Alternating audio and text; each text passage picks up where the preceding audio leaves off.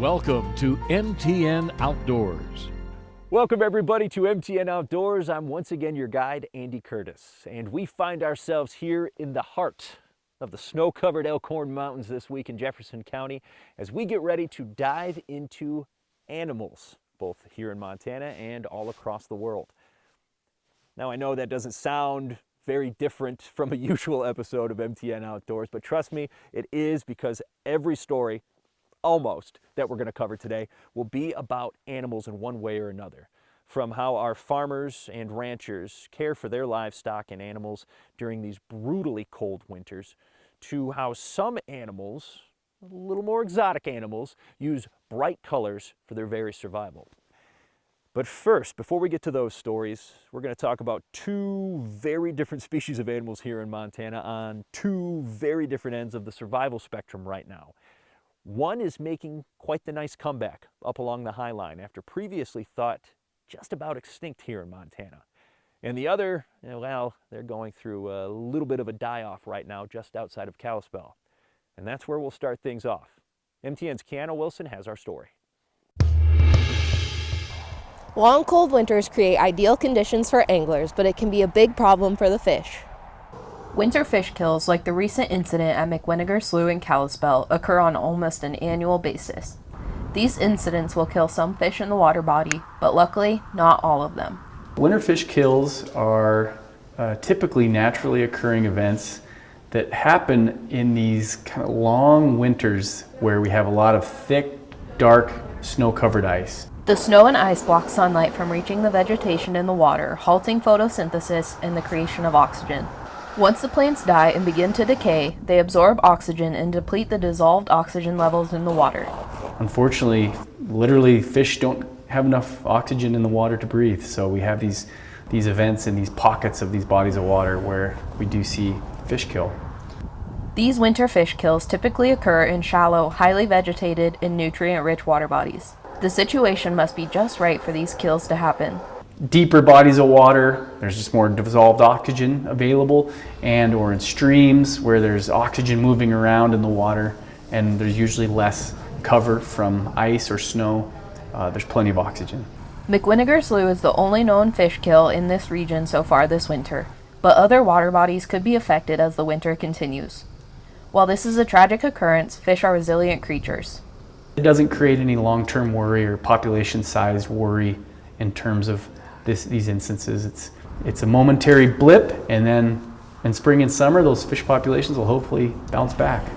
If you see signs of a fish kill during any season, please contact Fish, Wildlife, and Parks so they can investigate the problem. In Kalispell, Kiana Wilson, MTN News. There's a resurgence of swift foxes up on the High Line, and Fish, Wildlife, and Parks is using these devices to help track them. You won't see them during the day, but swift foxes are making a comeback in Montana up on the High Line. Largely nocturnal, Fish, Wildlife, and Parks has recorded more than 50 of them in their latest survey.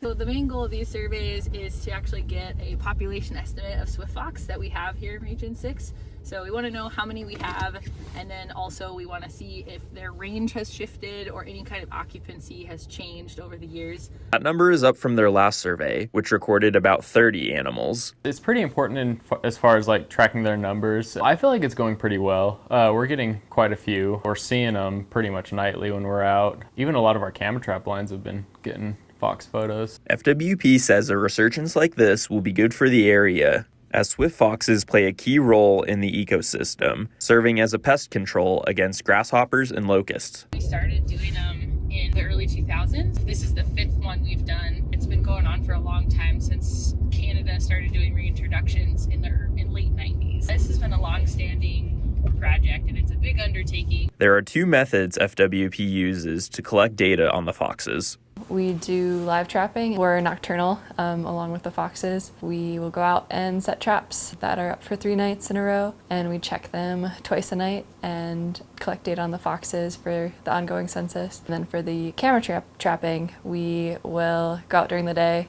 set up cameras, also for 3 nights. FWP has crews working all the way from Havre to Opheim, collecting data on the foxes, which are about the size of a house cat.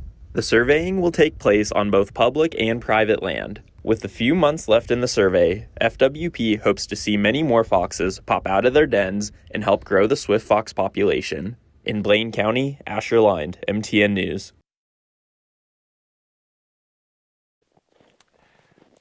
As Montanans, we don't need a lot of excuses to get outside, but having a new trail sure helps. MTN's Alina Howder is about to show us in this next story how a few new trails are being built just outside of Billings. This section of Riverfront Park may look a little chaotic right now and not like a great place to go for a run, but come summertime, all these trees and brush will be replaced by a 10-foot wide multi-purpose trail, and it's just one of 2 new trails set to be completed in the summer in the Magic City. That's buckthorn, so a lot of it was the debris from that buckthorn. Riverfront Park has been a hidden gem in the Magic City for decades, but this old park has a new look, especially here on its eastern side.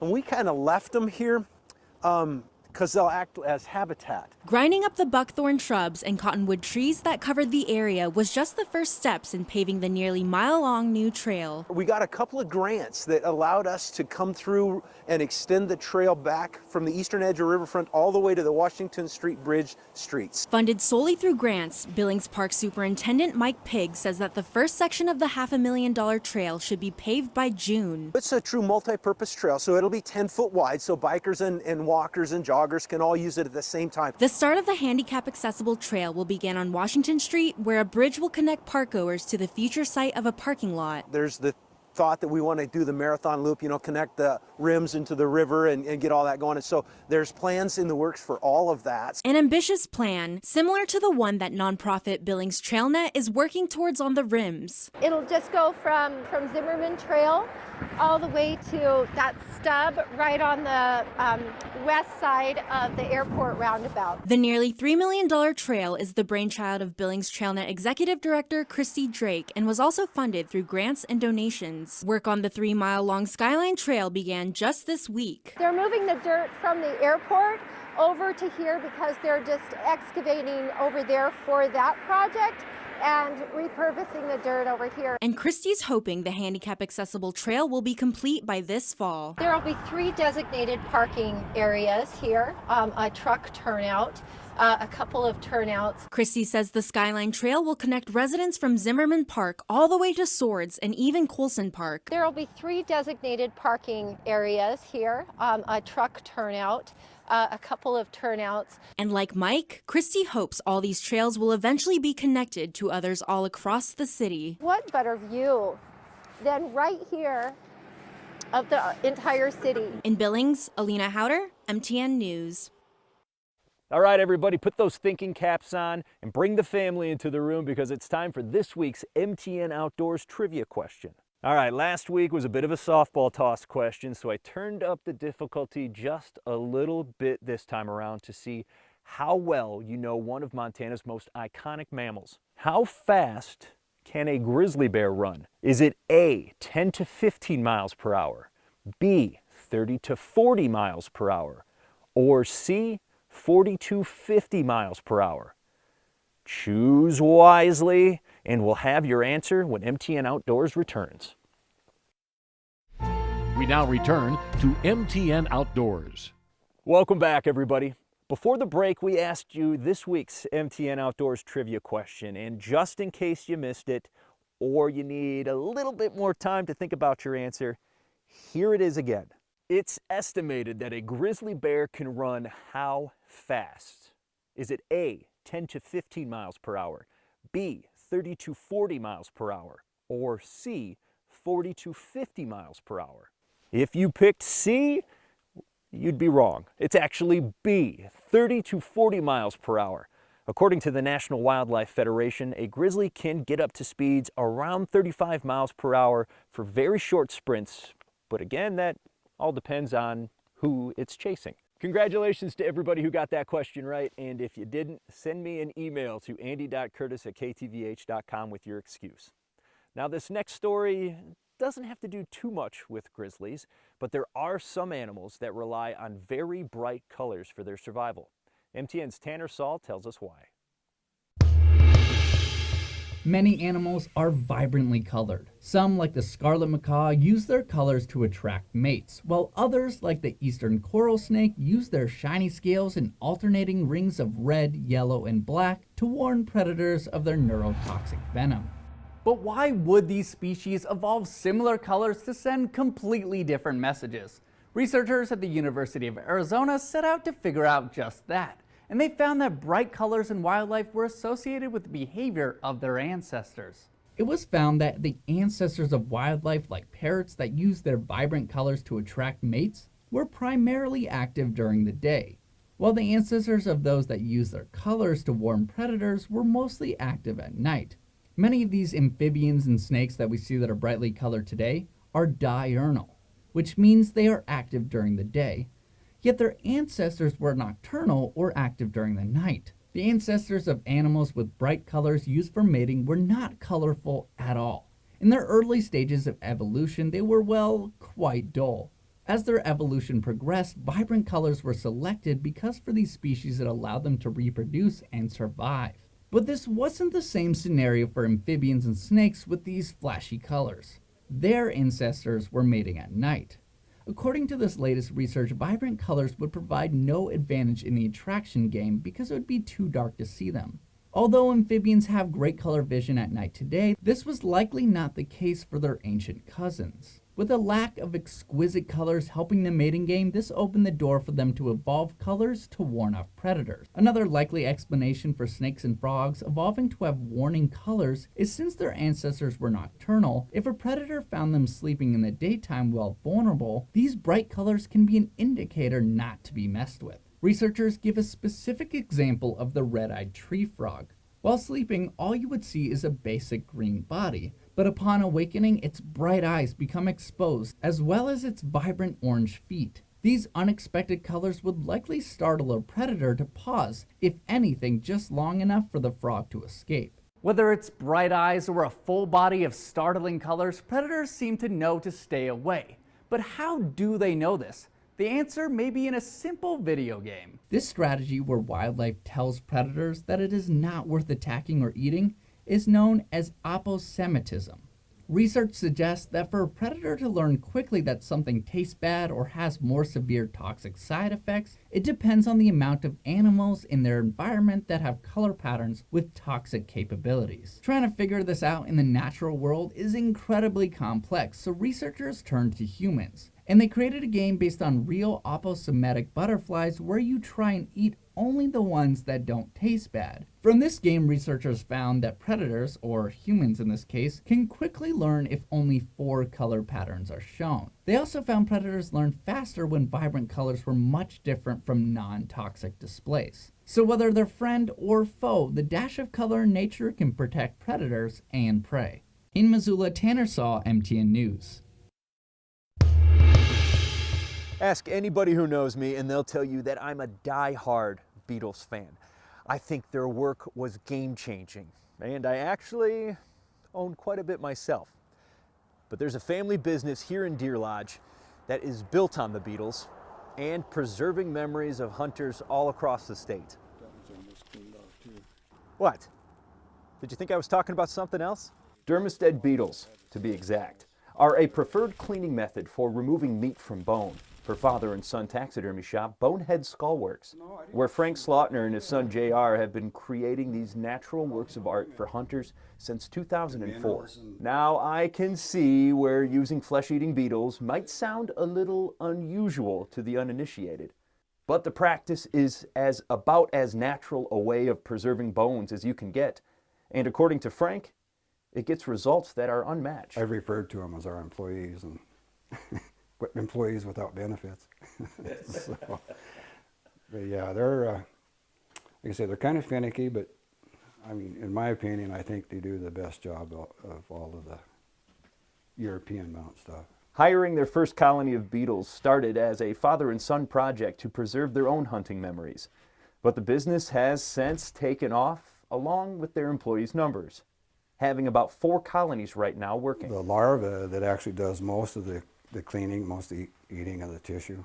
The quickest turnaround we've had on a deer was 9 days, and that was from the time we got it, prepped it, put it in the beetles, degreased it, whitened it, was 9 days turnaround.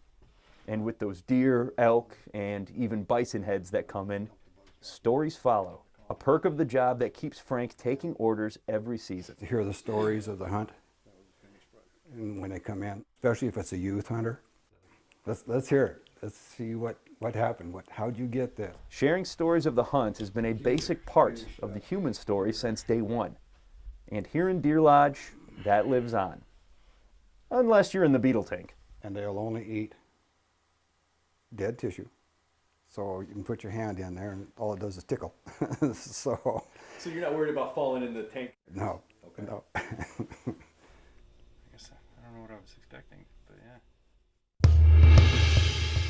Stick around, everybody, because when we come back, we'll see how our farmers and ranchers keep their animals from freezing during the winter. There's plenty more MTN Outdoors to come right after this. We now return to MTN Outdoors. Welcome back, everybody. There are very few jobs as important or as difficult as farming and ranching here in Montana. And these next 2 stories show 2 very different methods of ag production, each with their own set of challenges. I'm here at Swanky Roots, and everything about this business screams organic. It looks and feels the part, but it's not because of one small detail. And as rules continue to change, it might make that even harder. The key is that we have to have air constantly being bubbled through the water. At Swanky Roots west of Billings, the face of farming looks a little different. Most produce farms don't include 1,200-gallon tanks of carp, but this farm is embracing a new approach to one of Montana's oldest industries. When we were starting and looking into organic certifications, it really came down to kind of like, what is the meaning behind the label? This farm isn't growing organic food, at least not by definition, but they know firsthand how new changes being rolled out by the USDA will affect organic farmers all across Montana. Starting this March, new rules will require labels to list every ingredient that qualifies as organic, as well as more rigorous on-site inspections of certified operations. It's not an easy process. Every time you change rules, it's a whole nother trying to relearn, or what do I have to do different? Evenson and her staff can't label their food as organic, believe it or not, because of the food they feed their fish. That food isn't organic, and the farm uses the waste from the fish to feed their plants. Regardless, she sells her produce to stores all across Billings, but misses out on potentially organic-only customer bases because of a small technicality. How do we define organic? Because we're still using good practices in here. We're still using beneficial microbes, which is what you want in a healthy soil. We just have different surfaces for them to live on, and it's in water instead of the soil. But despite strict rules, organic farming is on the rise here in the Treasure State. According to data from a 2019 Commodity.com study, there were 208 organic farms in Montana, representing nearly 356,000 acres. A growing segment of the industry that's closely watching these new changes from the USDA, as organic farming continues to evolve in the face of new challenges. We have a good product that can make the system work, or do we need to chase that label? But if I'm going to do that, then I'm going to have to increase my prices to make up the difference. In Billings, Phil Van Pelt, MTN News. In the prairies of Montana, Arctic air has settled in after over a month-long hiatus. They know it's going to get cold, that's why they're eating all the straw. Ranchers are working around the clock to prepare their livestock for the dangerous wind chills and blowing snow. Blizzard conditions does make it difficult. Living in Montana, we have to deal with everything from extreme cold to sub-zero wind chills and heavy snowfall, and no one has to be out in the elements more than farmers and ranchers. I stopped by a ranch just outside of Valier on the Rocky Mountain front, where they're preparing their livestock from newborns. This guy was born just a couple of hours ago, to their older livestock for the winter storm. The extreme wind chill makes things a little difficult. That type of weather, we're checking a lot. I mean, it's, sleepless nights, sleepless days. Out on the Rocky Mountain front, the drastic elevation change creates a harsh climate for any person or animal, but rancher Jamie Woldstead says that the livestock are more resilient than you would think. The cows, they seem to do pretty well. Yeah, definitely resilient animals. We put a lot of straw out. The cows will consume that straw, and it just helps keep their core temperature up so they can get through the extreme weather. Preparing for the deep freeze is more than just prepping the animals, it's also about prepping the entire ranch to withstand well below 0 temperatures. I think it's harder on us having to be out in that type of element and working through it and things not going right, because usually every time it's the tractor gels up or the water freezes up, and that's an all day trying to get that thawed out and going again. Jamie Woldstead says that a rancher's job is never done. It doesn't. It's 7 days a week, 365 days a year, but I love it. In Pend Oreille County, We just do the best we can and, just hope for warmer days sooner than later. Eric Johnson, MTN News. Well, that should just about do it for us here this week at MTN Outdoors. Thank you, everybody, for inviting me into your homes and spending some time with me this week. And remember, send me those pictures of you enjoying the great outdoors. I don't care what it is. All it has to be is outside and legal, and you could see it at the end of a future episode. Just shoot me an email to andy.curtis@ktvh.com. And you could find yourself on the MTN Outdoors brag board, just like these folks. First pick this week is from Coulter, and it comes from his snowy base camp in the wilderness. Makes me kind of think he doesn't want to be found, but still wants to brag about this sweet setup. Thanks for the picture, Coulter, and send a few more my way. This next picture is from our very own Asher Line. Now, you remember that story from the start of the show about Swift Fox? Well, this picture didn't make the cut for that story, so he sent it to the brag board. Thanks for sharing. There are very few things, in my opinion, that can beat trail cam pictures, so happy to show this again. And finally, here's a photo I've been sitting on for a little while now, waiting for the right time to share it. And that time is now. David sent this one in to me of the one and only Yellowstone Cheeto. He added, "Eat your heart out, John Dutton." And for all I know, he took this one outside, so it more than qualifies for the brag board. Thanks as always to everybody who sent in a photo this week. And if you didn't see your picture just now, that's probably because you didn't send me one. So change that by sending a picture of you enjoying the great outdoors to andy.curtis@ktvh.com. Include a brief description of what's going on, and you could see yourself at the end of a future episode. And until next week, everybody stay safe, stay warm, and I'll see you out there.